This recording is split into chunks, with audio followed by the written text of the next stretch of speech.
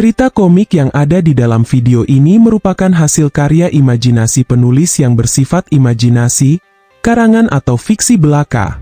Jika ada kesamaan dengan nama, tempat, ataupun kejadian di dunia nyata, itu hanya suatu kebetulan saja. Kami sebagai kreator juga tidak bermaksud menyinggung pihak manapun melalui cerita ini. Cerita ini tidak lain hanya sebagai hiburan dan bukan ajakan untuk meniru tindakan apapun yang ada dan digambarkan.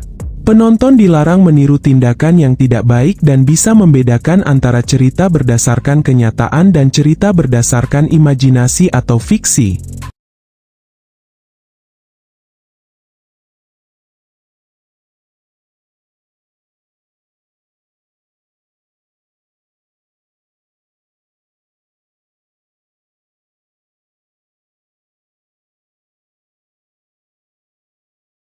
Namanya adalah Wu Lingzhen, dan dia adalah seorang otaku yang buruk dalam hal menolak sesuatu. Karena penampilannya itu, dia selalu dibully oleh teman sekelas dari dulu sampai sekarang. Tapi dia memiliki kelebihan, yaitu selalu belajar dengan sangat keras dibandingkan dengan teman-temannya yang lain. Dia percaya bahwa setelah memasuki dunia kerja, semua orang akan menilai orang lain berdasarkan kemampuan mereka dan tidak akan ada lagi yang memanggilnya otaku gendut dan menjijikan. Tapi setelah belajar dengan keras, dia baru menyadari bahwa dia bukan hanya seorang otaku yang gendut. Ternyata dia juga murid yang buruk karena selalu mendapatkan nilai yang jelek di setiap mata pelajarannya. Setelah lulus sekolah, dia hanya bisa bergantung pada ukuran tubuhnya untuk bekerja sebagai rekan latihan di sebuah tempat latihan kebugaran. Hanya di tempat inilah dia bisa masuk karena persyaratannya sangat mudah dan cocok dengan berat badannya yang menyentuh angka hingga 90 kg lebih. Singkatnya, dia mulai bekerja di sini dan mendapatkan perlakuan sangat keras dari rekan latih tandingnya. Dia menangis sejadi-jadinya karena tempat ini kurang lebih memiliki kesamaan dengan situasi di sekolahnya.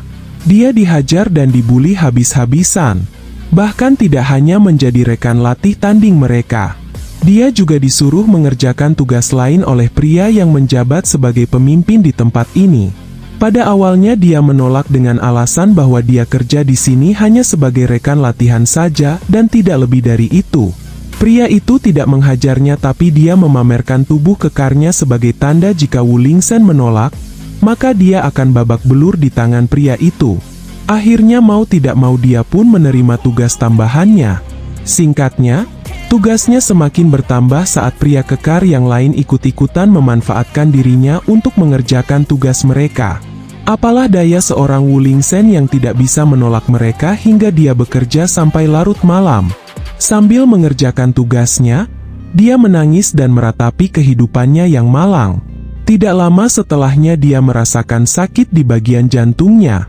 Dia ingat ucapan dokter sebelumnya yang mengatakan bahwa Wu Lingzhen harus diet untuk menghindari kematian. Sambil menahan rasa sakitnya, dia mencoba meraih HP-nya untuk memanggil ambulan. Tapi apalah daya hidupnya yang malang. Bahkan pulsa saja tidak punya sama sekali. Hingga pada akhirnya dia pun meninggal gara-gara bekerja yang terlalu berlebihan. Tapi sebelum mati beneran, dia menggunakan sisa tenaganya untuk membuat sebuah perubahan. Dia tidak ingin dipandang sebagai seorang otaku gendut yang menjijikan lagi. Dia menghapus semua file yang sudah dia kerjakan dan menggantinya dengan sesuatu yang lain. Barulah setelah itu dia meninggal dengan ekspresi tersenyum. Di waktu yang bersamaan di lokasi pria itu, tugas yang sudah diganti dengan video begituan terkirim padanya. Dan betapa terkejutnya pria itu karena dia tidak pernah mengira bahwa file yang dikirim, ternyata isinya seperti itu.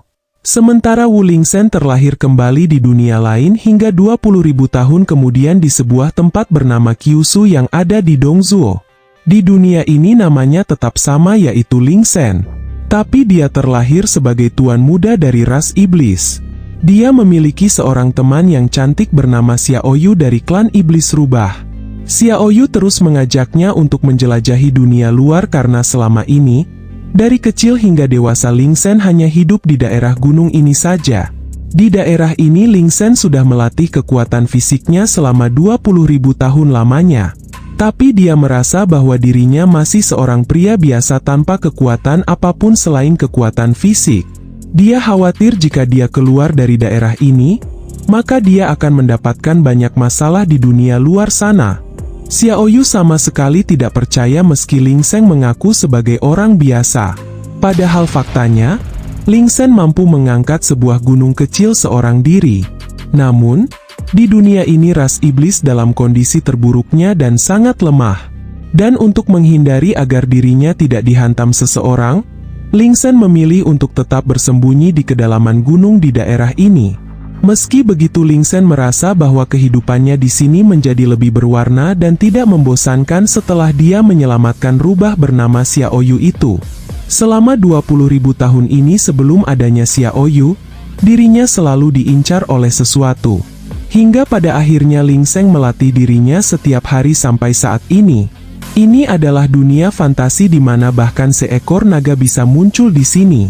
Dan naga itu muncul hari ini tepat di hadapannya.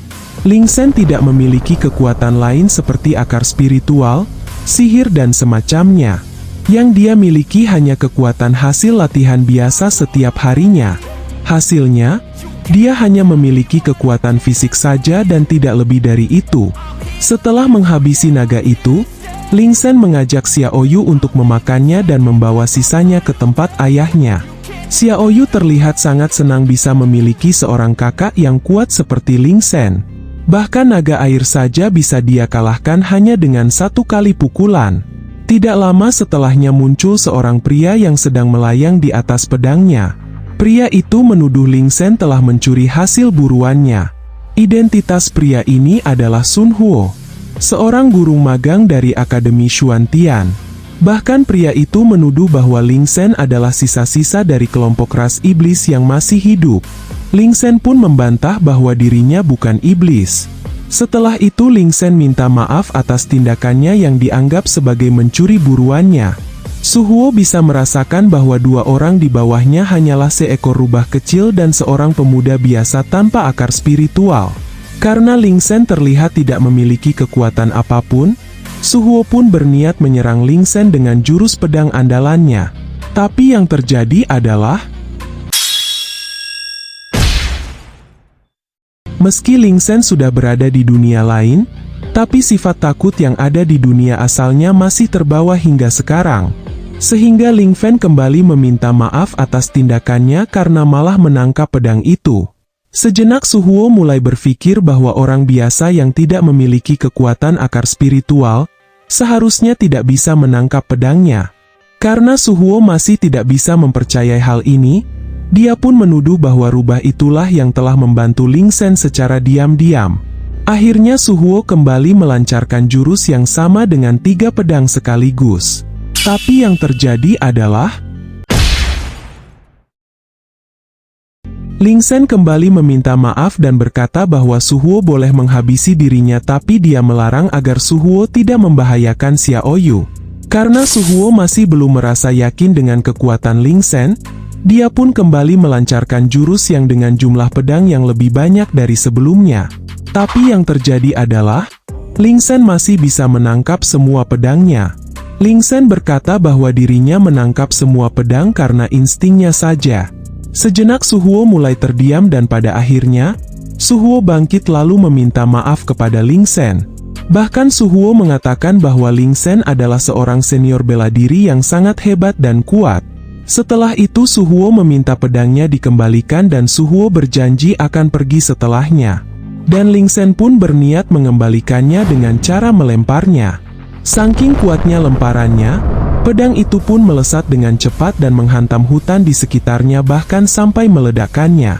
Melihat hal itu Su Huo langsung keringat dingin dan sama sekali tidak berani untuk menggerakkan tubuhnya. Setelah itu Ling Seng mengajak Xiaoyu pergi ke tempat ayahnya dan memberikan hasil buruannya itu. Sebelum pergi, Xiaoyu menoleh ke arah Su Huo dan mengancam Su Huo agar tidak menyebarkan berita dan kejadian di sini hari ini. Su Huo pun mengiyakannya karena dia masih sangat ketakutan. Barulah setelahnya mereka berdua pergi dan Su Huo bisa sedikit bernafas dengan lega. Tapi rupanya Su Huo masih menyimpan rasa kesal dan berniat akan melaporkan kejadian ini kepada leluhurnya yang ada di akademi. Xiao Yu mengagumi Ling Shen karena dia bisa mengalahkan kultivator ranah jiwa yang baru lahir. Menurut Xiao Yu, Ling Shen bukan pria biasa. Ling Shen menjawab bahwa dirinya tidak mungkin melawan seorang kultivator. Menurut Ling Shen, kultivator itu hanya bercanda saja dengannya. Ling Shen sangat sadar bahwa dirinya tidak memiliki akar spiritual. Itulah sebabnya dia melatih tubuhnya setiap hari. Singkatnya mereka sampai di tempat keluarganya Ling Shen. Di dalam gua itulah keluarga Ling Shen menetap. Mereka senang karena Ling Shen selalu membawakan mereka makanan setiap hari. Dan pria ini bernama Wudi. Dia adalah pemimpin kelompok ras iblis dan sekaligus merupakan ayahnya Ling Shen. Dia dan iblis lain disegel di sini selama 20.000 tahun lamanya. Dan sekarang ayahnya ngambek karena Ling Shen tidak menemuinya selama 3 jam terakhir. Sebenarnya ayahnya juga merasa khawatir jika gadis rubah itu selalu menggoda Ling Shen untuk pergi keluar dari wilayah ini. Ayahnya selalu melarang Ling Shen agar dia tidak pergi ke dunia luar. Ayahnya memiliki pengalaman yang buruk dengan manusia yang menurutnya sangat licik. Tapi Ling Shen sedikit kecewa kepada ayahnya karena ayahnya selalu mengatakan hal yang sama seperti itu selama 20.000 tahun ini. Bahkan Ling Shen berkata jujur, meski dirinya akan diburu, terluka, atau bahkan terbunuh di luar sana, dirinya tetap tidak ingin tinggal di kedalaman gunung ini lagi. Paman-pamannya menolak jika Ling Shen pergi ke dunia luar, karena Ling Shen adalah satu-satunya keluarga Wu yang masih ada di sini. Selain itu ranah Ling Shen juga masih rendah, yaitu ranah pemurnian tubuh. Mereka khawatir jika Ling Shen malah akan terlibat masalah besar di dunia luar sana. Xiao Yu langsung berbicara dan mengatakan bahwa barusan dia dan Ling Shen tidak sengaja bertemu dengan seorang kultivator yang ranahnya sudah berada di tingkatan jiwa yang baru lahir. Dan Ling Shen berhasil mengalahkannya dengan sekali pukulan. Ayahnya berpikir kenapa manusia bisa muncul di wilayah ini. Selain itu dirinya juga masih antara percaya dan tidak mengenai apakah Ling Shen sudah menjadi sekuat itu. Meski begitu ayahnya tetap melarangnya keluar karena Ling Shen masih orang biasa tanpa akar spiritual. Bahkan meski Ling Shen sudah memiliki kekuatan ranah jiwa yang baru lahir, Ling Shen tetap tidak akan mampu menghadapi kultivator yang lebih kuat di atasnya. Menurut ayahnya, Ling Shen bisa mengalahkan kultivator itu hanyalah sebuah kebetulan semata. Ling Shen menjawab bahwa dirinya sama sekali tidak tertarik untuk menjadi kuat dan tidak terkalahkan. Dia hanya ingin mencapai ranah tribulasi agar dirinya bisa menghancurkan segel ini, dan menyelamatkan ayahnya serta yang lainnya. Menurut Ling Shen jika dirinya hanya menetap di kedalaman hutan ini, maka dirinya tidak akan pernah bisa menghancurkan segel ini. Ayahnya pun curiga bahwa kalimat-kalimat yang diucapkan Ling Shen adalah ajaran dari paman-pamannya itu. Kemudian ayahnya mencoba menenangkan Ling Shen agar tidak terlalu fokus pada latihan. Dia juga mengingatkan Ling Shen agar tidak lupa makan 4 sehat 5 sempurna. Ling Shen menjawab bahwa dirinya sudah dewasa dan sudah saatnya dirinya yang akan melindungi ayah dan yang lainnya. Lalu Xiao Yu berkata bahwa Ling Shen masih tertahan di ranah pemurnian tubuh. Dan itu artinya selama Ling Shen tidak mengaku bahwa dirinya adalah ras iblis, maka manusia tidak akan pernah bisa mendeteksi identitas Ling Shen sebagai anggota ras iblis. Tapi ayahnya masih khawatir. Karena jika Ling Shen mengeluarkan jejak aura iblis saat dia naik ke ranah yang lebih tinggi, maka Ling Shen akan ketahuan dan pasti akan langsung diburu oleh manusia. Namun Ling Shen sudah membulatkan tekadnya untuk tetap pergi ke dunia luar. Ayahnya tidak bisa lagi menghentikan keinginan Ling Shen saat ini. Dia pun melemparkan sesuatu kepada Ling Shen. Itu adalah token untuk mengikuti ujian masuk di Akademi Xuantian. Karena Ling Shen bersikeras untuk turun gunung, jadi menurut ayahnya benda itu bisa membantu Ling Shen nantinya. Akademi Xuantian adalah akademi kultivator terbaik. Rumor mengatakan bahwa siapapun itu yang masuk dan belajar di sana, maka orang itu bisa mencapai ranah inti emas saat lulus.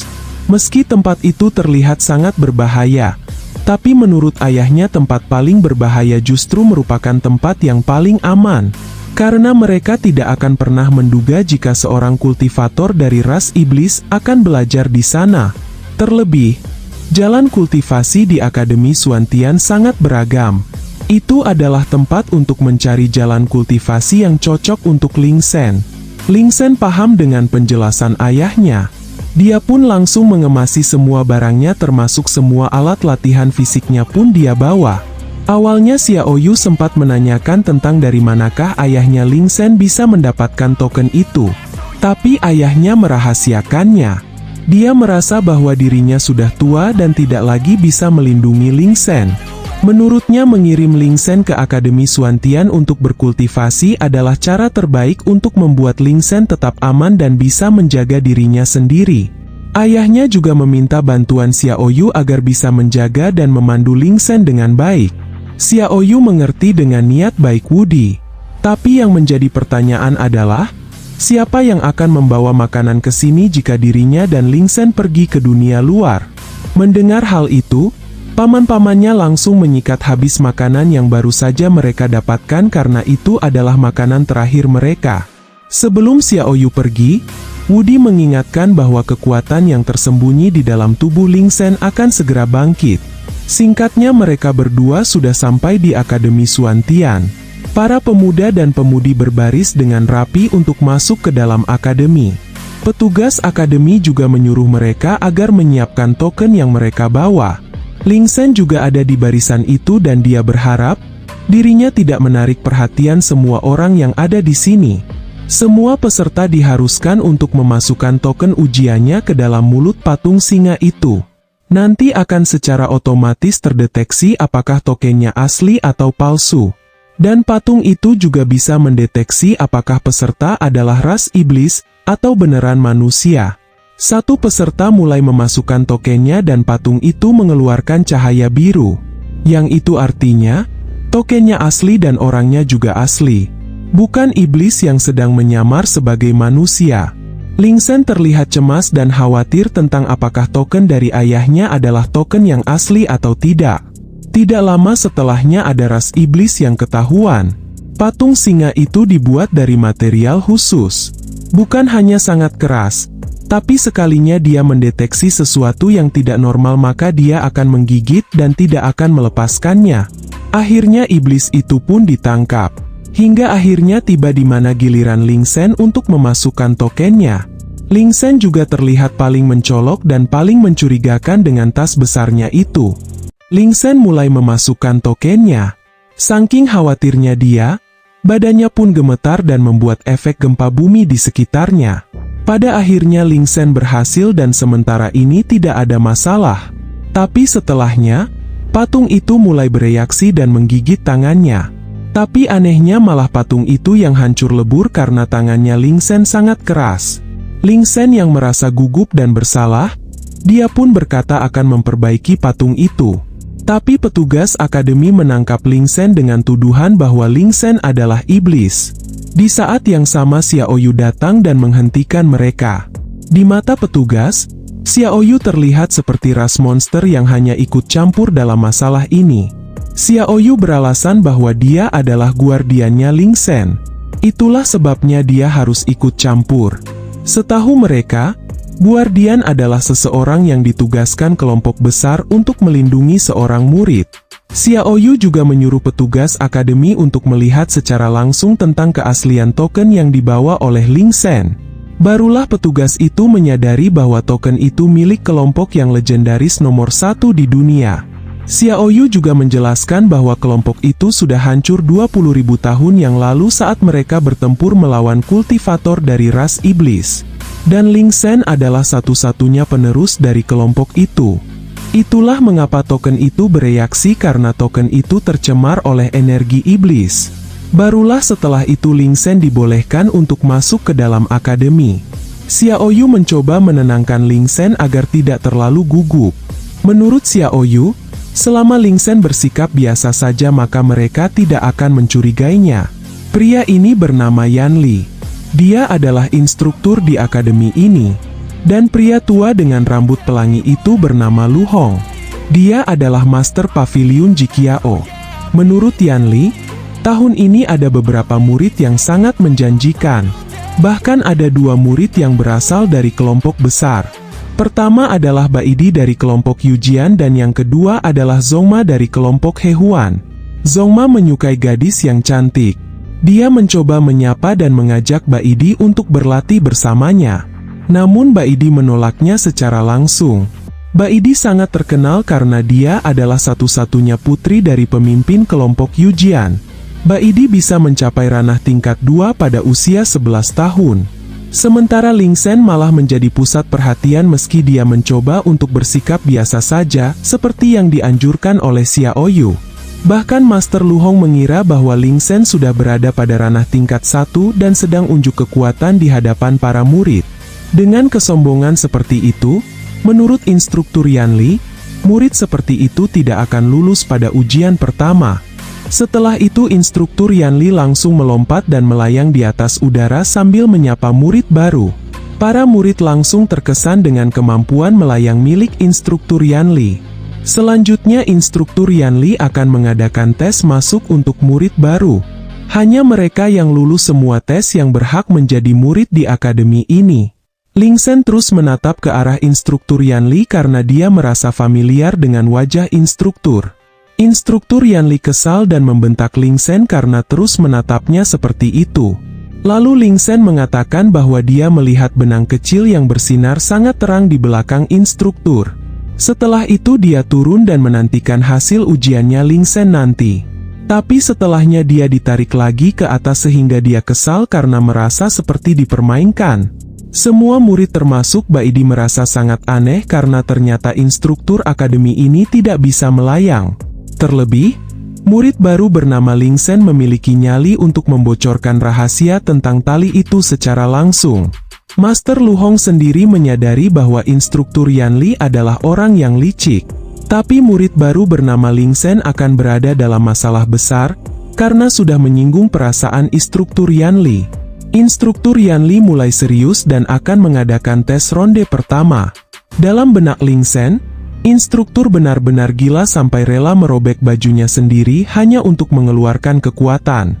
Sementara murid gendut ini tahu bahwa yang dikeluarkan instruktur Yanli merupakan tubuh suci karung pasir, di mana secara aktif tidak bisa berkultivasi dan tidak bisa mengeluarkan mantra. Tapi itu bisa menyerap serangan orang lain dan menangkap energi spiritual lawan agar bisa digunakan oleh dirinya sendiri. Dengan kata lain, semakin kuat lawannya maka akan semakin kuat juga pemilik kekuatan tubuh suci karung pasir. Bisa juga dikatakan bahwa instruktur Yanli sangat kebal terhadap semua serangan dari lawan yang levelnya sama dengannya atau lawan dengan level di bawahnya. Tapi pandangan Lingsen berbeda. Jika orang itu menjadi kuat dengan dipukuli, maka itu sama saja dengan masokis. Dan sekarang, instruktur Yanli meminta agar masing-masing dari murid baru untuk memukulnya menggunakan energi spiritual. Dan instruktur Yanli akan menilai kekuatan, bakat, dan potensi masa depan murid baru berdasarkan serangan mereka. Dalam benak instruktur, bocah nakal bernama Lingsen itu terlihat takut sekarang. Karena instruktur merasa bahwa ujian pertama sepenuhnya ada di bawah kendalinya. Jika Lingsen berani melawan, tidak peduli seberapa berbakat atau kuatnya Lingsen, sudah dipastikan Lingsen tetap akan gagal. Lalu instruktur Yanli menunjuk Lingsen untuk maju yang pertama. Lingsen berkata agar instruktur Yanli bersiap-siap karena Lingsen percaya diri bahwa dirinya sangat kuat. Instruktur pun tertawa karena instruktur yakin bahkan kultivator dengan ranah tingkat 5 saja tidak bisa melukainya. Apalagi Lingsen yang hanya bocah bau kencur di matanya. Belum juga instruktur menyelesaikan perkataannya, Lingsen sudah memukulnya tepat di wajah instruktur. Hingga instruktur itu pun langsung terhempas sangat jauh ke belakang. Murid baru yang melihatnya pun langsung terkejut. Bahkan Master Luhong juga ikut terkejut. Sementara Lingsen sendiri malah merasa khawatir. Dia takut dirinya akan dikeluarkan dari akademi hanya gara-gara melukai instrukturnya. Kondisi instruktur Yanli saat ini setengah sadar setengah pingsan dan Kiyomi berkata, "Apakah ini artinya aku lulus ujiannya?" Bukannya menjawab, Murid baru yang lain malah merasa takut kepada Kiyomi. Di saat yang sama di atas atap, Xiaoyu memperhatikan jalannya ujian.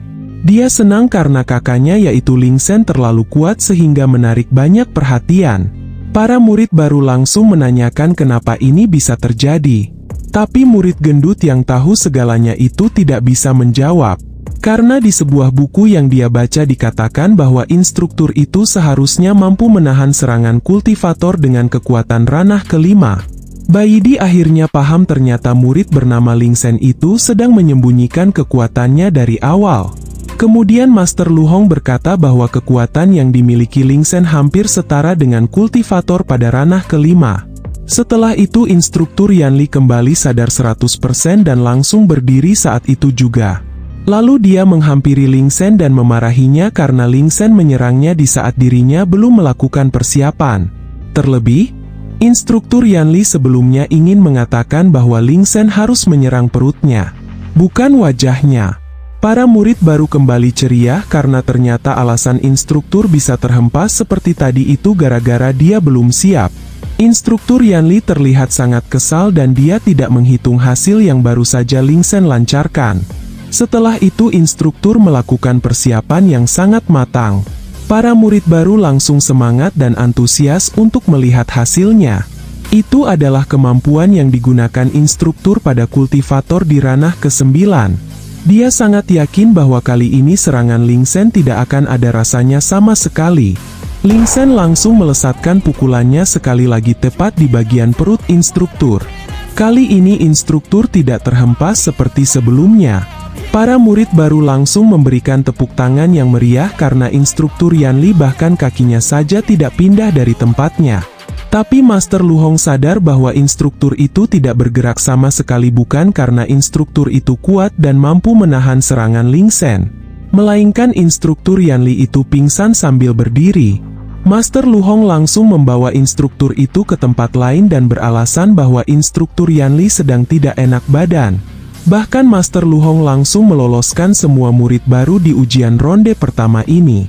Para murid baru terlihat sangat senang karena mereka diloloskan begitu saja. Sementara Ling Shen berpikir bahwa ternyata instruktur itu sangat hebat. Bahkan pukulannya saja sama sekali tidak melukainya. Setelah itu murid bernama Zongma menghampiri Ling Shen dan mengajak berkenalan. Zongma terkesan karena ada murid kuat selain dirinya. Zongma adalah penerus kelompok Hehuan pada generasi ke-108. Banyak sekali kemampuan yang sudah Zongma pelajari dan hobinya adalah berkultivasi ganda dengan orang lain. Setelah melihat kemampuan Ling Shen, Zongma berencana menganggap Ling Shen sebagai saudaranya. Tidak lama setelahnya murid gendut datang dan berkata, "Bisakah kau menganggap kami sebagai adikmu juga? Namaku Tian dari kelompok Tianji. Aku bisa memberikan informasi yang akurat kepada bos Ling Shen. Jadi mohon bimbingannya ya bos." Setelah itu Tian ingin mengenal Ling Shen lebih jauh tentang dari kelompok manakah Ling Shen berasal. Ling Shen merasa gugup hingga pada akhirnya dia menjawab bahwa dirinya hanya seorang kultivator amatiran. Tidak lama setelahnya murid bernama Baidi juga menghampiri Ling Shen. Dia berkata bahwa Ling Shen terlalu banyak mencuri perhatian. Bahkan Baidi berencana membuat Ling Shen bisa paham akan artinya perbedaan antara Ling Shen dengan dirinya. Dan setelah mengatakan itu Baidi langsung pergi begitu saja.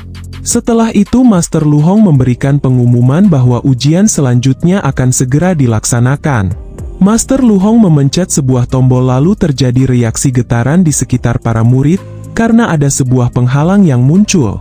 Para murid baru saat ini berada di dalam penghalang itu. Ujian ronde kedua akan dipimpin langsung oleh Master Lu Hong dari Pavilion. Dan di tempat ini terlihat banyak sekali robot dengan berbagai jenis dan ukuran yang sudah dipersiapkan. Semua mekanisme boneka atau robot itu diciptakan oleh kelompok Pavilion. Selama penilaian boneka-boneka itu akan terus menyerang murid baru dengan senjata rahasia. Tes ujian akan berlangsung selama dupa itu terbakar habis. Boneka-boneka itu akan berhenti menyerang ketika dupa itu habis terbakar. Semakin sedikit murid menerima serangan maka akan semakin tinggi juga nilai ujiannya.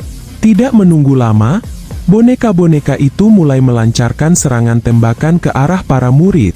Semua murid berusaha untuk menghindari serangan itu sekuat tenaga. Sebagian murid ada yang sudah terkena serangan, sementara Ling Sen bisa menghindari setiap serangan yang mengarah padanya. Master Lu Hong mulai melihat reaksi murid baru dan dia tertarik dengan murid bernama Zongma yang kebetulan ada di dekatnya. Zongma bisa menghindari setiap serangan yang datang dengan menggunakan kemampuan gunung hantu besi yang lincah. Tapi pada akhirnya Zongma terkena serangan hingga Master Lu Hong langsung mengerutkan dahinya. Setelah itu Master Lu Hong melihat ke arah Bai Di yang menangkis setiap serangan yang menghampirinya. Sementara di posisi yang lain, Ling Sen terlihat menghancurkan beberapa boneka dengan tujuan agar tidak ada lagi boneka yang menyerangnya. Melihat apa yang dilakukan Ling Sen, Master Lu Hong langsung emosi karena tes ujian ini menilai kecepatan, bukan kekuatan. Master Lu Hong juga mengancam akan mendiskualifikasi Ling Sen jika dia kembali menghancurkan bonekanya. Karena tujuan tes ini adalah kecepatan dan menghindar agar tidak terkena serangan. Tidak lama setelahnya instruktur Yan Li bangun dan langsung merebut remote-nya dari Master Lu Hong. Instruktur itu berencana meningkatkan kemampuan bonekanya sampai batas maksimal karena dia sedikit kesal kepada Ling Sen. Menurut Tian, boneka itu berubah dan kekuatannya yang sekarang setara atau bahkan lebih tinggi dari kultivator ranah keempat. Bahkan senjata yang digunakan boneka itu dilapisi dengan sebuah racun yang mematikan. Tapi entah kenapa, Tian sekarang sedikit merasa gatal di bagian punggungnya. Meski boneka itu mengalami peningkatan, tapi hasilnya Ling Sen masih bisa menghindari serangan itu. Tapi tidak dengan murid yang lain. Karena masih kesal, instruktur mengirim sebagian besar boneka untuk mengincar Ling Sen. Awalnya Ling Sen ingin menghancurkan bonekanya, tapi instruktur memberi peringatan agar Ling Sen hanya menghindar saja. Akhirnya Ling Sen melompat ke atas, sehingga boneka-boneka itu saling bertabrakan. Para murid terkejut karena untuk bisa terbang seperti itu minimal seseorang harus berada pada ranah keempat. Tapi Tian tahu bahwa Ling Sen bukan terbang melainkan melompat. Tian tahu bahwa tubuh Ling Sen sangat kuat sehingga bisa menghentakkan kakinya dan melawan gravitasi. Instruktur Yan Li semakin kesal sampai-sampai dia menekan tombolnya dengan tinjunya. Ling Sen merasa kesusahan karena dia tidak boleh menghancurkan boneka itu. Tapi dia melihat Bai Di yang sedang menangkis semua serangan boneka itu dengan sangat mudah. Akhirnya Ling Sen merencanakan sesuatu. Dia melesat dan mendekati Bai Di. Bai Di merasa khawatir karena dia takut jika Ling Sen akan berbuat cabul padanya. Tapi faktanya, Ling Sen menjadikan Bai Di sebagai perisainya. Karena Bai Di kesal, dia pun menyerang Ling Sen. Dan sekarang Ling Sen malah diserang dari dua arah sekaligus. Ling Sen berpikir sangat keras untuk mencari cara agar bisa menghentikan semua ini. Akhirnya dia tahu caranya. Ling Sen menarik nafasnya dalam-dalam, lalu menghempaskan udara itu ke arah instruktur. Tapi efeknya meluas hingga para murid ikut terkena dampaknya. Dan angin barusan langsung membakar habis dupanya. Tian sangat senang karena ternyata Ling Sen tidak hanya ingin menang, melainkan memiliki tujuan lain, yaitu mendapatkan keuntungan besar dari murid perempuan yang terkena dampaknya. Tidak lama setelahnya kepala akademi bernama Xuan Tian memberikan tepuk tangan karena murid tahun ini sangat bersemangat. Tian tahu bahwa kepala akademi adalah seorang legenda yang disebut sebagai Api Merah Zura. Orang mengerikan yang sudah membasmi kultivator iblis 20.000 tahun yang lalu. Setahu Tian, warna merah rambutnya gara-gara darah iblis yang berhasil dikalahkan. Jadi pada dasarnya itu bukan diwarnai ataupun wig warna merah.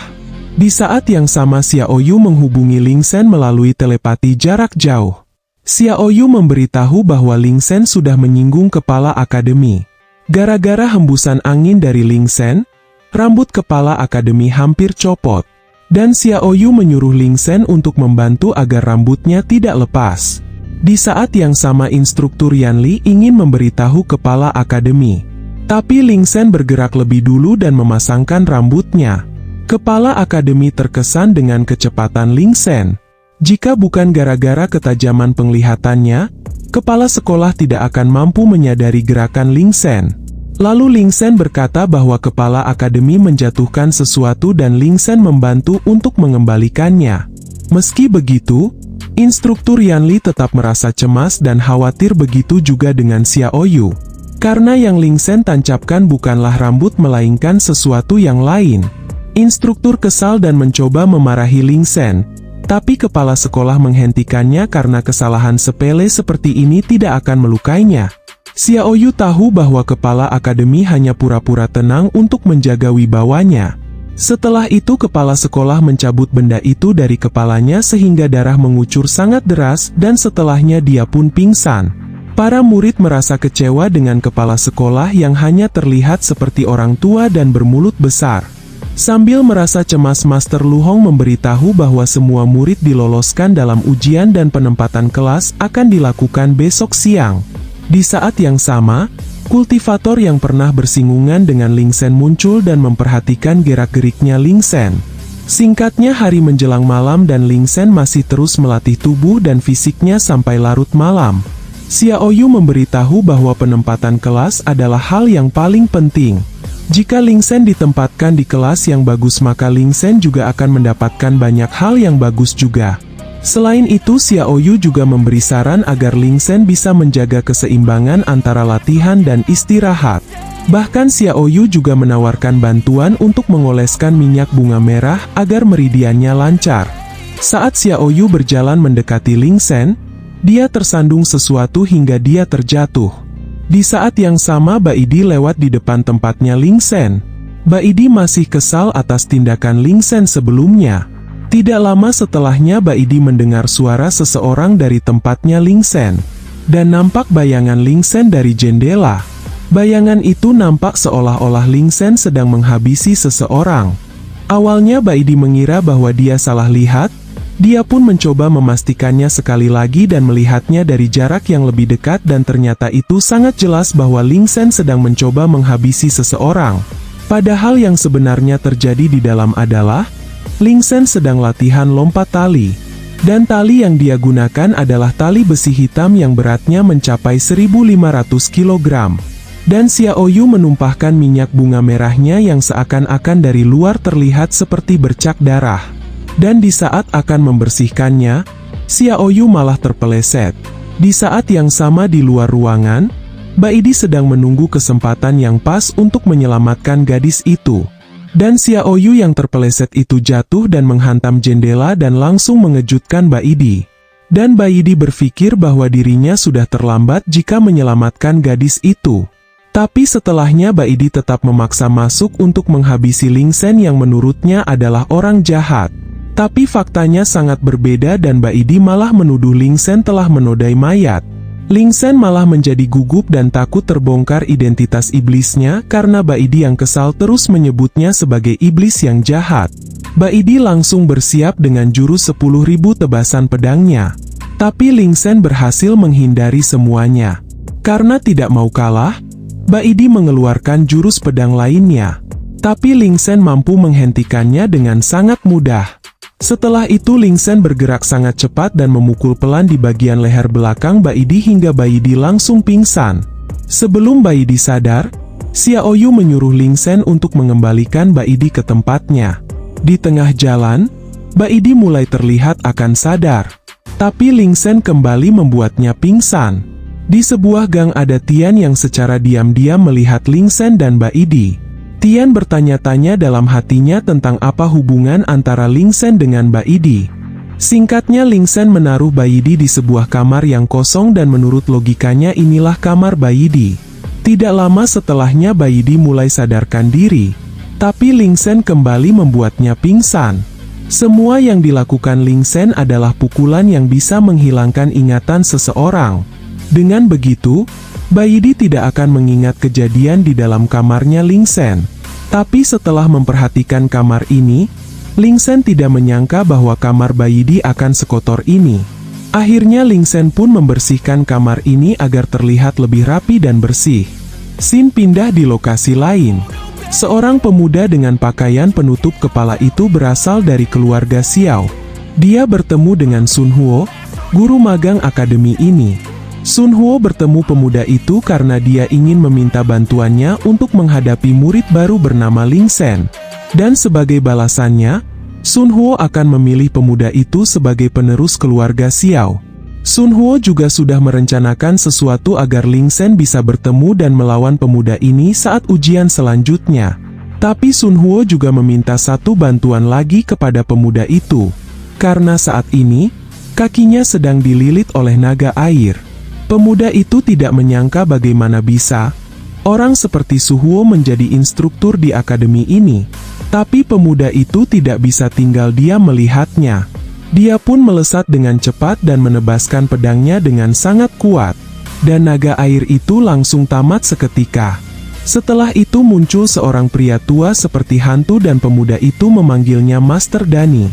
Master Dani berkata bahwa untuk mengalahkan murid bernama Ling Sen tidak akan mudah. Tapi pemuda ini sangat yakin bahwa dirinya tidak terkalahkan karena dirinya adalah penjelajah waktu.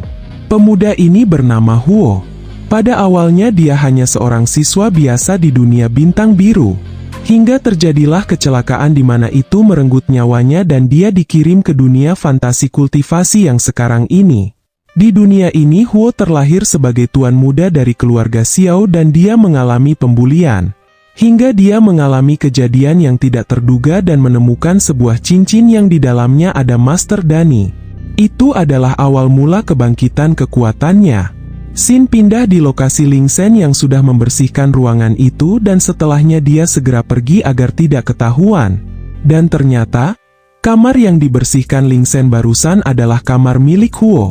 Saat Huo masuk dia terkejut melihat kamarnya yang terlihat rapi dan bersih. Ditambah lagi, ada seorang perempuan yang tidur di atas kasurnya. Huo tahu bahwa gadis cantik yang ada di tempat tidurnya adalah Baidi dari keluarga terkenal. Huo berpikir pasti gadis inilah yang sudah membersihkan ruangannya dan dia kelelahan lalu tidur di situ.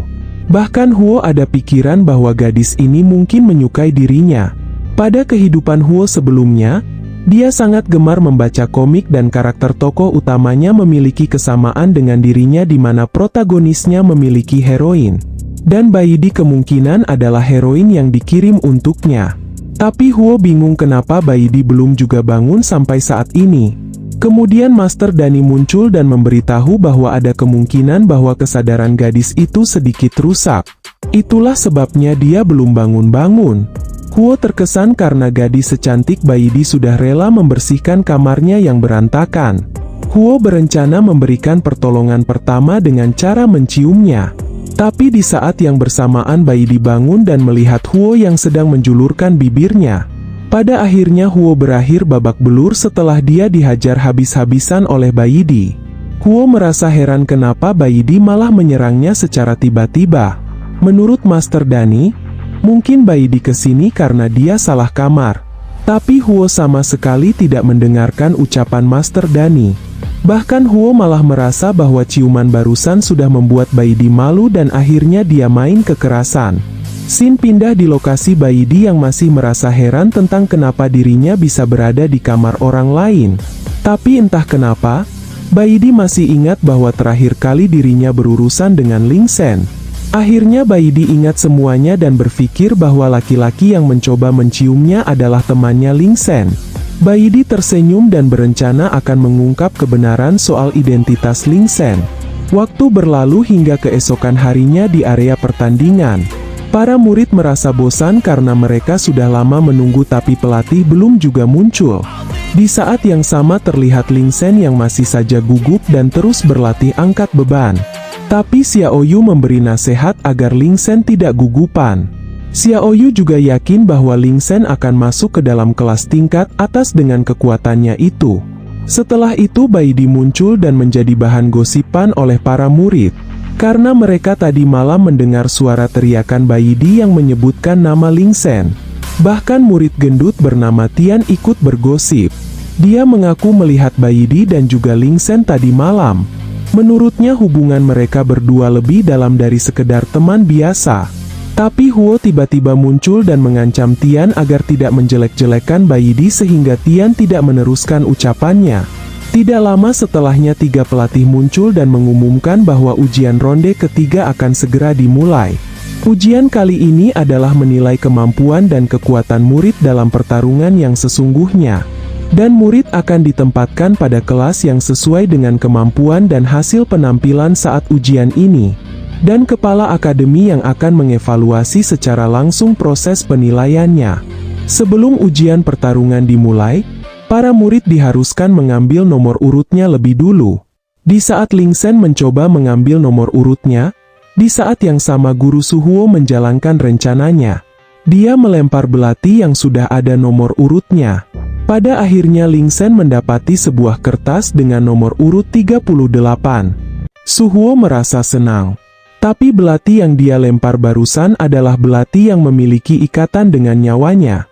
Sehingga di saat yang sama, Suhuo juga terluka karena belatinya hancur berkeping-keping saat Ling Sen menangkapnya. Sementara nomor yang didapat Huo adalah nomor 36. Menurut Huo, dirinya tidak akan bertemu Ling Sen saat ujian. Guru Suhuo tahu bahwa Ling Sen terlihat seperti sudah berlatih beberapa teknik kultivasi, dan memang memiliki beberapa kekuatan.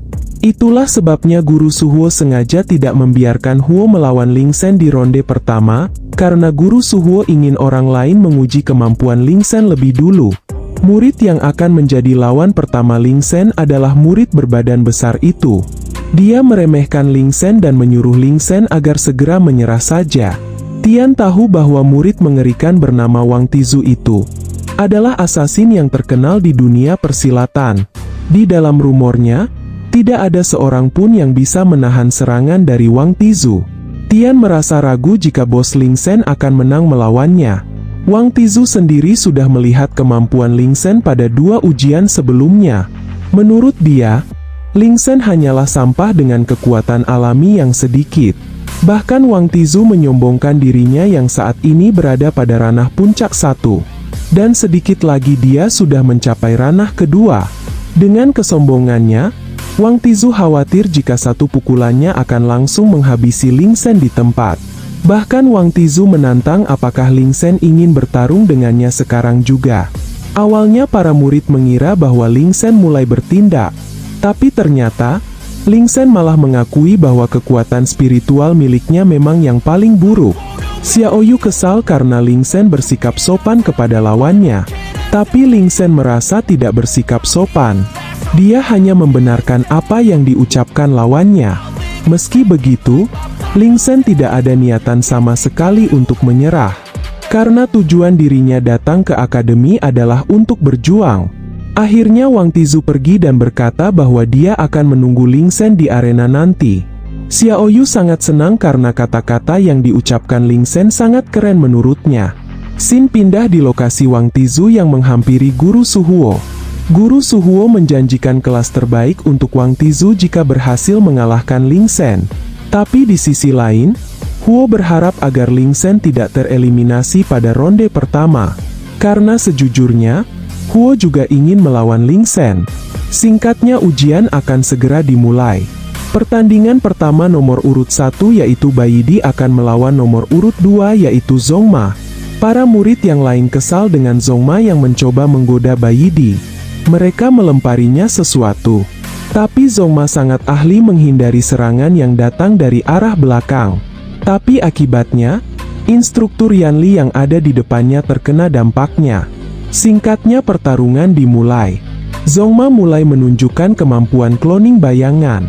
Tian tahu bahwa itu hanya gerakan yang sangat cepat hingga seolah-olah seperti bayangan. Tapi menurut Tian, itu sangat mengesankan. Sementara Baidi mulai memperhatikan gerakan Zongma. Dan di saat ada celah, dia langsung melancarkan tendangan tepat mengenai telurnya. Tapi ternyata Zongma pernah dilecehkan seperti ini berkali-kali. Jadi dia sudah melakukan antisipasi. Dia menaruh perisai di bagian telurnya. Setelahnya Zongma berniat melancarkan serangan balasan. Tapi serangannya sama sekali tidak mengenai Baidi. Menurut Ling Sen, akan lebih mudah jika Zongma melempar bola energi untuk menyerang secara langsung. Tapi Tian menjelaskan bahwa semakin tinggi ranah seorang kultivator, maka akan semakin banyak energi yang dilepaskan dan semakin jauh daya jangkauannya. Bagi murid baru seperti Zongma yang ranahnya berada pada ranah 1 atau 2, bisa memadatkan energi di luar tubuh saja. Itu sudah sangat luar biasa. Kembali ke pertarungan. Sampai saat ini Zhongma tidak berhasil mengenai Bai Yi. Setelahnya Zhongma mundur dan mulai mengendalikan bola energinya. Tapi setelahnya Zhongma merasa kesakitan. Ternyata tendangan Bai Yi sebelumnya mampu menembusnya meski Zhongma sudah memakai besi di celananya. Dan efeknya baru terasa sekarang. Zhongma sudah tidak bisa lagi bertarung dan Bai Yi dinyatakan sebagai pemenangnya. Dari sisi yang lain muncul seorang gadis dengan membawa gorengan yang sangat besar. Dia mendukung Bai Yi karena melindungi hak-hak wanita dari pria cabul seperti Zhongma. Ling Shen tertarik dengan gorengan yang besar itu. Dia pun menghampiri gadis itu dan berusaha SKSD. Tapi tujuan utamanya adalah makanan itu. Dari perkenalan itu Ling Shen bisa tahu bahwa gadis itu datang ke akademi ini 1 tahun yang lalu dan namanya adalah Murong. Dia kesini karena ingin mengikuti ujiannya. Meski dia kesini 1 tahun yang lalu, tapi nilainya selalu jelek. Dan ini adalah ketiga kalinya dia mengikuti ujian penempatan kelas. Tapi Murong kesal karena akademi berencana mengeluarkannya jika dirinya tidak bisa tampil dengan baik.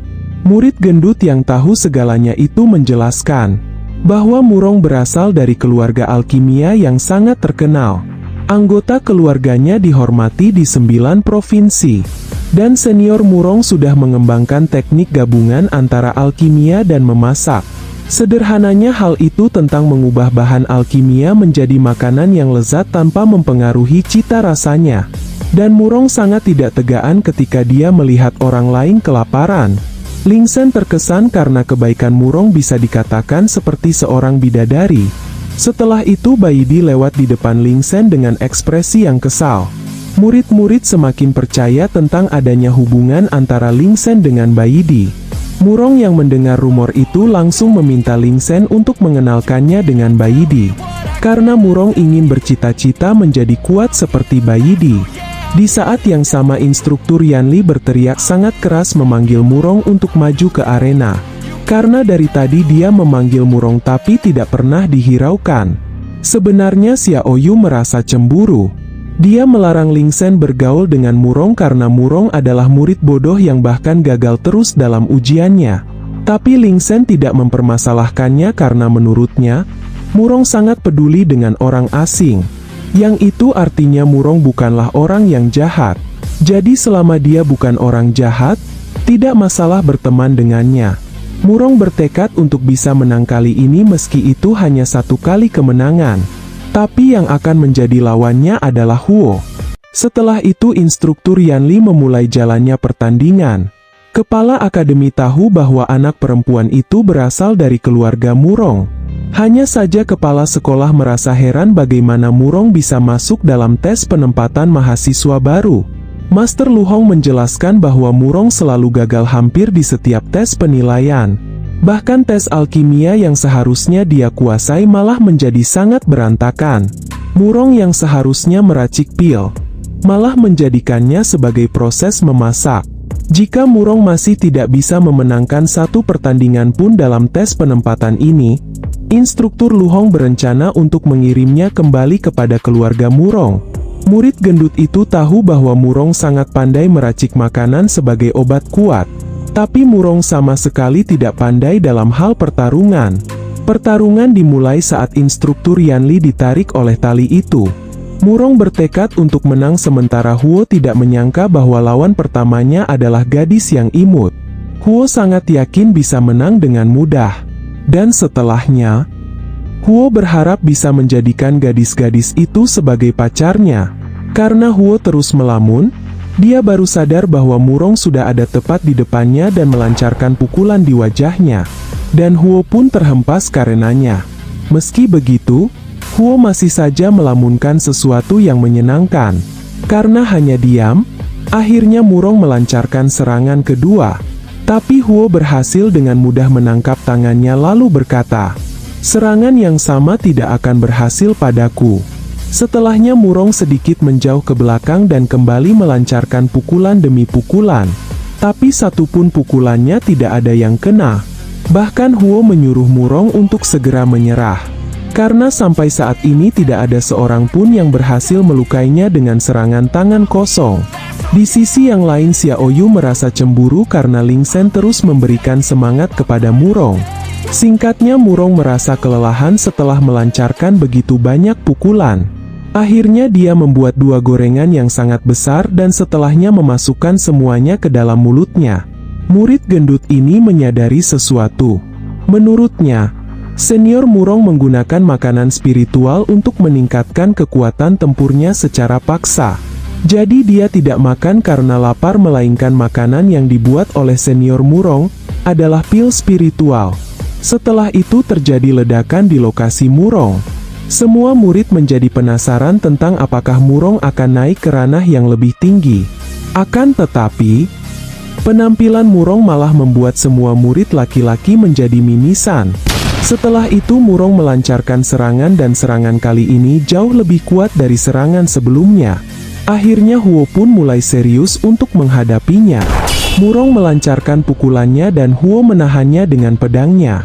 Tapi serangan Murong jauh lebih kuat dari yang diduga sehingga Huo pun langsung terhempas.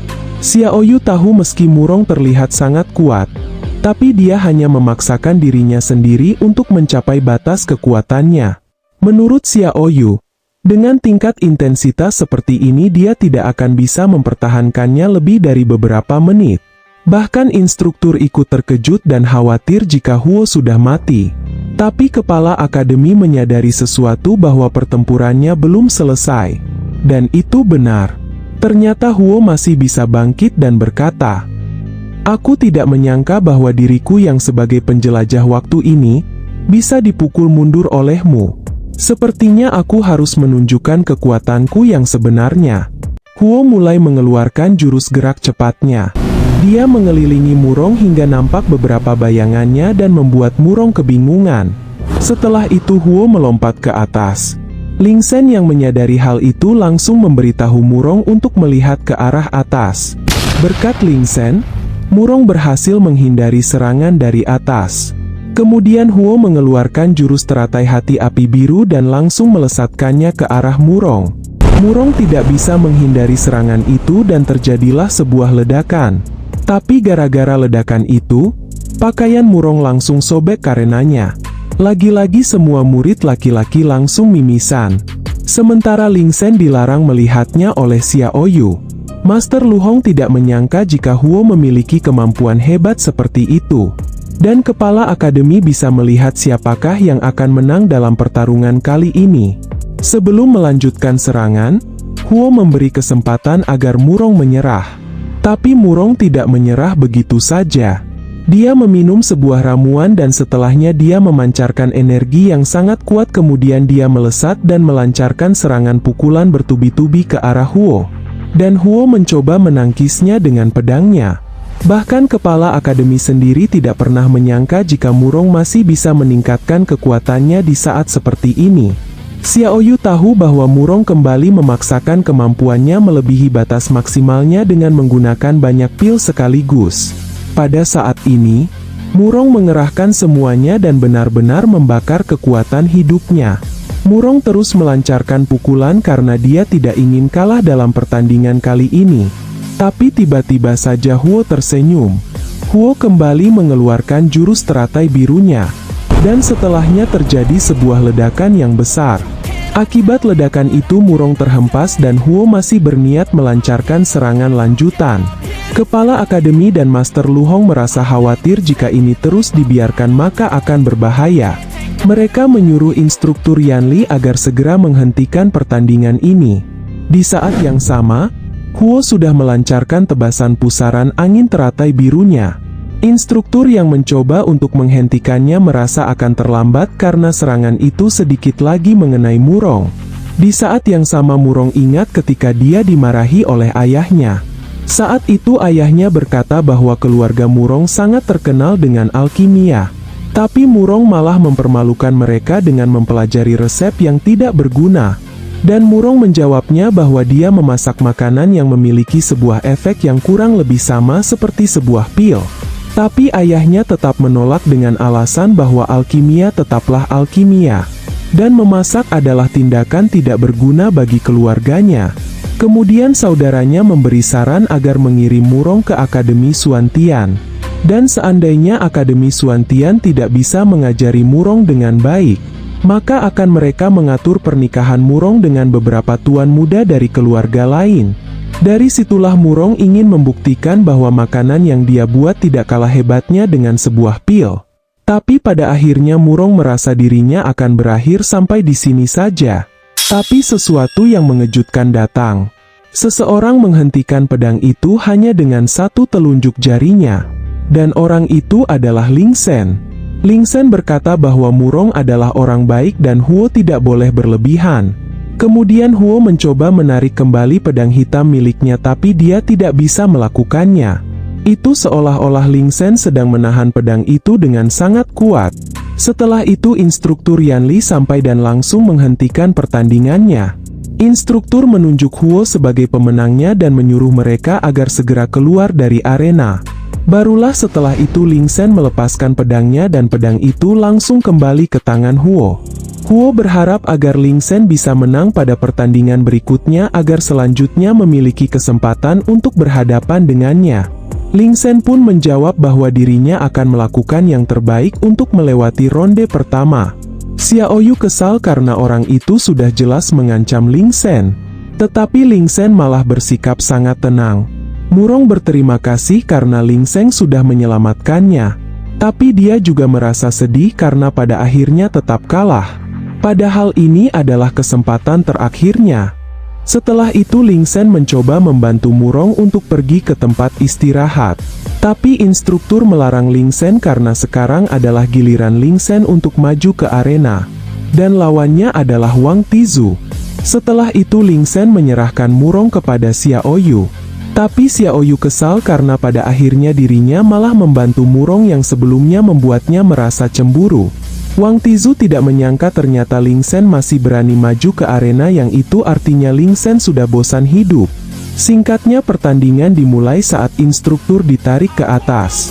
Wang Tizu langsung menaruh senjatanya yang selalu dia bawa dan membuat lantainya langsung pecah. Berat pilar besi itu saja sudah mengejutkan banyak orang. Menurut Tian, serangan Wang Tizu akan membuat lawannya tidak akan bisa berdiri lagi. Dan Murong juga merasa khawatir apakah Ling Sen akan baik-baik saja nantinya. Berbeda dengan Xiao Yu yang terlihat sangat tenang karena dia berkali-kali lebih dikejutkan dengan kekuatan Ling Sen saat mereka ada di daerah pedalaman pegunungan. Xiao Yu yakin bahwa tidak akan ada serangan apapun yang akan menjatuhkan Ling Sen. Bahkan sampai saat ini Xiao Yu belum pernah melihat Ling Sen terjatuh oleh seseorang. Setelah itu Wang Tizu mulai menunjukkan kemampuannya dan sebuah ledakan langsung muncul. Tapi setelahnya, bajunya langsung sobek dan penampilannya membuat para laki-laki langsung ingin muntah saat melihatnya. Cara seperti itu membuat orang lain mual sampai tidak bisa berdiri. Menurut Master Lu Hong, menggunakan gerakan yang membakar mata seperti itu adalah hal yang memalukan bagi nama baik Akademi Suantian. Tapi kepala akademi menyadari bahwa ini hanyalah pengalihan dan efek yang menyebabkan orang lain terganggu dan terjatuh. Bahkan Ling Sen sendiri merasakan sakit yang datang secara tiba-tiba. Di saat yang sama, Wang Tizu melesat dan berniat melancarkan serangan dari atas. Akan tetapi Ling Sen masih bisa menghindarinya. Wang Tizu kembali melancarkan serangannya tapi tidak ada yang berhasil mengenai Ling Sen. Sementara para murid baru tidak bisa melihat apa-apa. Mereka merasa jika matanya seakan-akan terbakar dan ingin terus muntah. Berbeda dengan Murong dan Xiao Yu yang masih bisa melihat jalannya pertandingan. Murong menyadari sesuatu bahwa trik yang sebenarnya adalah tongkat besi yang dibawa Wang Tizu itu secara diam-diam mengeluarkan asap beracun. Dan sekarang sebagian besar area ini sudah tertutup dengan asap beracun miliknya. Guru Suhuo merasa senang karena asasin yang dia sewa sangat hebat seperti dugaannya. Saking hebatnya, Guru Suhuo sendiri sampai terkena dampak racunnya. Kembali ke dalam pertarungan, Wang Tizu terus melesatkan serangannya meski sampai saat ini tidak ada yang kena. Namun seiring berjalannya waktu, Ling Sen merasa jika tubuhnya mulai tidak bisa bergerak dan kepalanya terasa sakit. Di saat inilah Wang Tizu memanfaatkannya untuk menghantam Ling Sen dan berhasil mengenai wajah Ling Sen. Tidak hanya sekali tapi berkali-kali dia menghantam di tempat yang sama. Bahkan Xiao Yu yang awalnya tenang, sekarang menjadi cemas dan dia memberitahu instruktur agar segera menghentikan jalannya pertarungan. Tapi instruktur tidak bisa menghentikannya karena dia tahu bahwa Ling Sen masih memiliki kemampuan untuk melawan. Dalam benak Baidi dirinya kecewa kepada Ling Sen yang masih diam saja dan tidak menyerang balik. Hingga pada akhirnya Wang Tizu melesatkan serangan terakhirnya. Para murid merasa cemas dengan Ling Sen. Tapi ternyata Ling Sen berhasil memblokir serangan itu. Ling Sen sadar bahwa kekuatannya sudah terkuras. Jadi dia berniat akan mengerahkan pukulan penuh saat ini. Wang Tizu malah memprovokasinya. Dia berpikir meski Ling Sen mengerahkan semuanya, pada kondisi terlemah ini, Ling Sen tidak akan bisa melukainya. Tapi tanpa dia sadari, kepalan tangan Ling Sen sudah menyentuh perutnya dan sebuah efek hentakan yang sangat besar muncul dan Wang Tizu terlihat kesakitan. Bahkan efek hentakannya saja membuat benda di sekitarnya langsung hancur. Dan setelahnya Wang Tizu langsung ambruk tidak berdaya. Ceritanya berlanjut setelah Ling Sen berhasil mengalahkan Wang Tizu. Wang Tizu tidak menyangka bahwa Ling Sen masih bisa menang setelah dia terkena racun darinya. Ling Sen menjawab bahwa inilah kekuatan yang dirinya miliki meski dirinya sudah dilemahkan sebelumnya. Akhirnya Ling Sen dinyatakan sebagai pemenangnya. Dan kepala akademi menyuruh Master Lu Hong untuk menghilangkan racun yang saat ini masih menyebar. Para murid kembali pulih dan Ling Sen juga merasa kekuatannya sudah kembali. Setelah itu Murong menghampirinya dan mengucapkan selamat padanya. Murong tidak menyangka ternyata Ling Sen sangatlah kuat. Di saat yang sama Xiao Yu terlihat sangat murka melihat Murong terlalu dekat dengan Ling Sen. Xiao Yu memaksa Murong agar segera melepaskan Ling Sen. Di saat yang sama juga, Huo kesal dan iri karena Ling Sen didekati oleh gadis-gadis yang cantik. Sekarang Guru Suhuo semakin yakin bahwa Ling Sen benar-benar sangat kuat.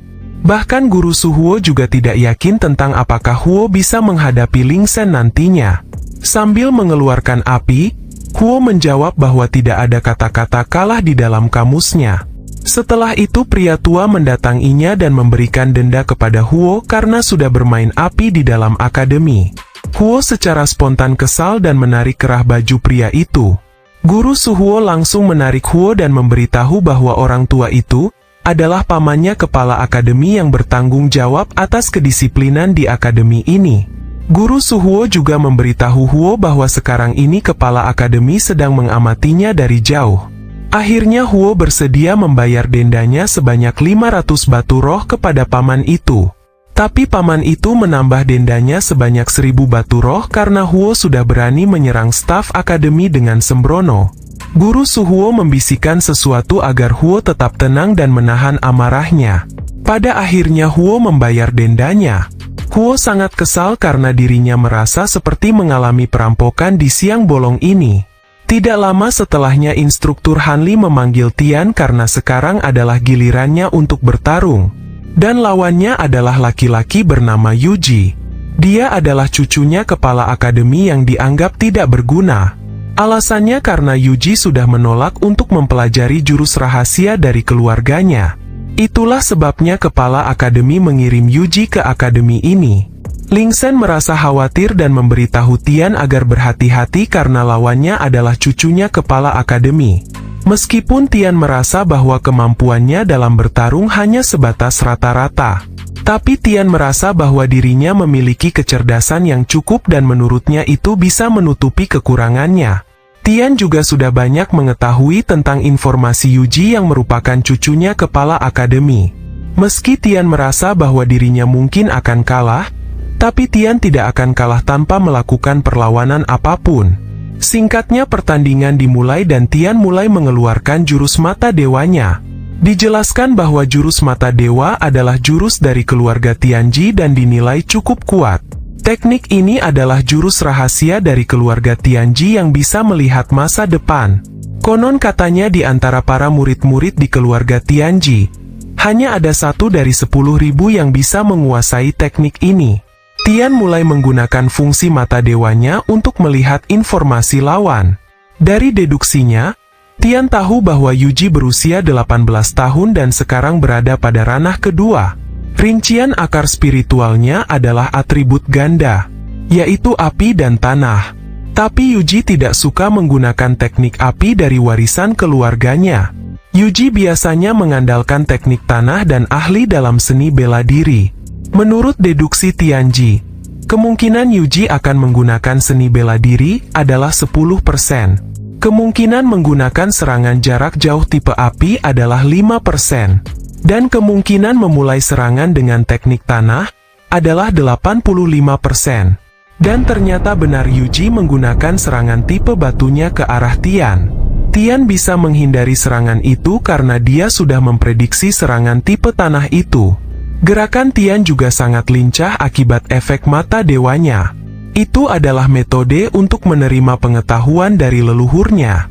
Saat ini, Tian seperti seseorang yang dirasuki oleh dewa.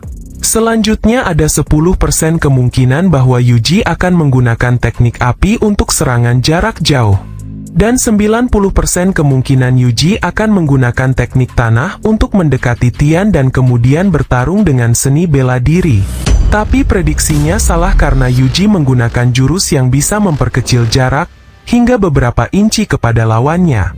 Tapi menurut prediksi selanjutnya, Tian hanya perlu mengangkat tangannya ke posisi yang seharusnya agar bisa memblokir serangan Yuji.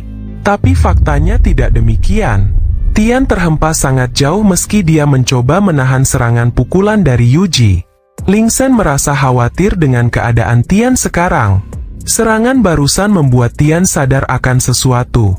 Dia mencatatnya pada sebuah buku tentang perbedaan kekuatan yang dimiliki lawan dengan kekuatan fisik yang dimiliki diri sendiri. Tapi setelahnya dia langsung pingsan di tempat dan Yuji dinyatakan sebagai pemenangnya. Yuji sudah membuat sedikit kemajuan dalam hal kekuatan tetapi dia masih tidak ingin menggunakan teknik rahasia dari keluarganya. Setelah itu Ling Sen membantu Tian keluar dari arena. Menurut Ling Sen, Tian terlihat sangat keren saat menggunakan jurus mata dewanya meski pada akhirnya kalah juga. Bahkan Ling Sen sangat tertarik ingin mempelajari jurus mata dewa itu dari Tian nantinya. Pertarungan putaran pertama sudah selesai dan sekarang instruktur akan mengatur pertandingan putaran kedua secara acak. Dan murid yang dipanggil selanjutnya diharuskan naik ke atas arena. Kepala akademi mempertanyakan tentang pengaturan yang secara acak ini. Tapi Master Lu Hong juga tidak tahu menahu soal ini. Menurut Master Lu Hong, kemungkinan instruktur Yan Li yang sudah mengaturnya seperti ini. Huo sedikit khawatir dengan pengaturan acak seperti ini. Dia khawatir tidak akan bertemu dengan Ling Sen nantinya. Rupanya hal ini diatur atas kerjasama antara guru Suhuo dengan instruktur Yan Li. Dan benar saja, pertandingan putaran kedua diawali dengan pertandingan Ling Sen yang akan melawan Huo. Xiao Yu merasa ada yang janggal. Meski pertarungan diadakan secara acak, menurutnya bukan suatu kebetulan jika Ling Sen melawan Huo. Ini sudah seperti rencana yang disiapkan sejak awal. Meski Xiao Yu sempat protes, tapi Xiao Yu tidak bisa berbuat apa-apa. Akhirnya pertarungan tetap akan dilanjutkan. Karena Huo sudah naik ke atas arena, akhirnya Ling Sen bergegas naik ke arena. Dan Ling Sen juga tidak akan mundur agar dirinya bisa mendapatkan penempatan kelas yang baik nantinya. Menurut Murong, Ling Sen terlihat sangat keren saat dia mulai serius. Dan kalimat itu membuat Xiao Yu merasa kesal. Di saat yang sama, Tian mencatat sesuatu yang menurutnya sangat penting, yaitu bos Ling Sen yang disukai oleh dua wanita cantik. Kembali ke arena di mana Huo langsung menyerang Ling Sen padahal instruktur Yan Li belum memulai pertandingannya. Xiao Yu protes tapi instruktur menyangkalnya dengan alasan bahwa dia sudah memulainya dari tadi. Xiao Yu merasa sangat kesal karena menurutnya hampir semua orang di Akademi Xuantian ini seperti sedang mengincar Ling Sen. Saat ini Huo terus melesatkan serangannya tapi belum ada yang kena. Setelah itu Ling Sen menghilang dari hadapannya dan sekarang sudah berada di belakangnya Huo. Tapi guru Suhuo memberitahu Huo bahwa Ling Sen ada di belakangnya. Ling Sen sudah mengambil persiapan untuk mendaratkan pukulannya. Tapi secara tiba-tiba muncul kobaran api biru yang sangat besar. Ling Shen langsung mundur untuk menjaga jarak dari api biru itu. Huo mulai mengeluarkan jurusnya dan nampaklah api biru berbentuk Raja Naga. Api biru Raja Naga itu langsung menyerang Ling Shen dan Ling Shen tidak bisa menangkisnya karena suhunya terlalu tinggi. Dari bawah arena, Guru Suhuo nampak senang melihat Ling Shen yang terus tersudutkan. Di sisi tempat yang lain Bai Di terus memperhatikan Ling Shen dan menantikan Ling Shen yang akan menunjukkan identitas aslinya dengan menggunakan jurus dari keluarga iblis. Saat ini Ling Shen sudah berada di bagian paling tepi dari arena dan di saat yang bersamaan, Huo melancarkan serangan naga kembarnya. Ling Shen berpikir bahwa dirinya tidak punya pilihan lain selain menggunakan kekuatan penuhnya. Murong terus terpukau saat Ling Shen menunjukkan wajah yang serius dan Tian penasaran dengan jurus apakah yang akan dilancarkan oleh bos Ling Shen. Ling Shen menggunakan teknik abadi yang dia beri nama latihan dada untuk memukul dan menghentikan api biru naga kembar. Itu adalah teknik abadi yang dia kembangkan dari pengalaman fitnessnya sendiri. Huo merasa kesal karena menurutnya itu bukanlah teknik abadi dan Ling Shen memberi nama secara asal-asalan. Tapi Huo juga terkesan karena Ling Shen berhasil menangkap Raja Naga Api Birunya dengan tangan kosong. Meski begitu, Huo masih merasa tenang karena dia memiliki banyak jurus yang belum dia keluarkan. Huo mengeluarkan teratai api biru di sekitar Ling Shen. Itu adalah serangan dengan tingkat kepadatan yang sangat tinggi. Huo penasaran apakah Ling Shen masih bisa menangkap serangannya dengan tangan kosong seperti sebelumnya. Ling Shen terlihat menghindari serangan itu dan berniat menggunakan teknik abadinya yang lebih kuat dari sebelumnya. Teknik ini dia beri nama lompatan dari sisi ke sisi. Zhongma yang ada di luar arena merasa terkejut karena apa yang dilakukan Ling Shen sangat mirip dengan jurusnya. Huo tahu bahwa Ling Shen sedang memanfaatkan aliran udara dari gerakannya yang cepat itu untuk menerbangkan teratai api birunya. Setelah itu Huo menggunakan teknik lainnya yang bernama penjara batu api. Setahu Tian, seharusnya Huo hanya memiliki atribut ganda yaitu logam dan api saja. Tian heran kenapa Huo bisa menggunakan teknik tanah. Sementara menurut Murong, itu adalah teknik yang aneh karena Murong tidak merasakan adanya fluktuasi elemen tanah. Huo mengira bahwa Ling Shen adalah penduduk asli dunia ini yang sangat merepotkan. Tapi setahu Huo, penduduk asli dunia ini tidak mengetahui prinsip saling menghasilkan dan menahan diri dari 5 elemen. Sekarang setelah Huo mengetahui prinsip-prinsip dunia ini, meskipun Huo hanya memiliki 2 akar elemen saja, tapi tekniknya memiliki variasi yang tidak terbatas. Huo menggunakan teknik yang lain yang bernama ledakan api menembus batu. Murong yang merasa khawatir berusaha naik ke arena untuk menyelamatkan Ling Shen. Tapi Xiao Yu menghentikannya karena tindakan Murong bisa saja menambah masalah nantinya. Setelah itu Xiao Yu mencoba menenangkan Murong dan berkata bahwa teknik kecil seperti itu tidak akan melukai Ling Shen. Huo merasa senang karena pada akhirnya dia bisa menghajar Ling Shen. Bahkan menurutnya, Ling Shen tidak akan pernah bisa menang melawannya. Tapi tiba-tiba, Huo dikejutkan sesuatu. Huo mendengar suara gemuruh di bawah batu yang sedang mengurung Ling Shen. Bahkan gemuruh itu menciptakan getaran yang sangat hebat seperti efek gempa bumi. Setelahnya Ling Shen keluar dari batu-batu setelah dia menggunakan teknik abadi kecepatan super tinggi. Huo benar-benar sangat terkejut dengan hal yang sangat mustahil ini. Menurut Xiao Yu, dibandingkan dengan latihan yang biasa dilakukan oleh Ling Shen, lempengan batu itu tidak ada apa-apanya. Kembali ke tempat Ling Shen yang membersihkan debu-debu di bajunya. Menurut Ling Shen, batu-batu ini sangat ringan sekali untuk dihancurkan. Huo merasa kesal karena harga dirinya sebagai seorang penjelajah waktu akan hancur jika tidak bisa menang dari Ling Shen yang merupakan manusia asli dunia ini. Huo kembali melancarkan serangan logam meminjam momentum bumi. Bumi menghasilkan logam. Batu berat 10.000 pon dan petir tebasan guntur. Sementara Ling Shen menggunakan teknik abadi latihan rotasi tubuh. Dan seketika pedang milik Huo langsung patah dan terlempar jauh ke belakang. Huo terkejut karena pedang hitam miliknya bisa dipatahkan dengan sangat mudah. Kemudian Ling Sen melancarkan serangan pukulannya hingga menghancurkan benda-benda di sekitarnya. Tapi pukulan itu hanya untuk peringatan bagi Huo. Murong dan Xiaoyu sangat senang karena pada akhirnya Ling Sen bisa menghajar pria bodoh itu. Sementara guru Su Huo merasa kecewa karena Huo tidak bisa mengalahkan Ling Sen yang hanya seorang murid tanpa kultivasi itu. Ling Sen pergi dan menyuruh Huo agar segera menyerah. Tapi Huo menolak untuk menyerah. Huo tidak terima jika kalah dengan cara seperti ini. Akhirnya Huo berencana meminjam kekuatan dari Master Dani.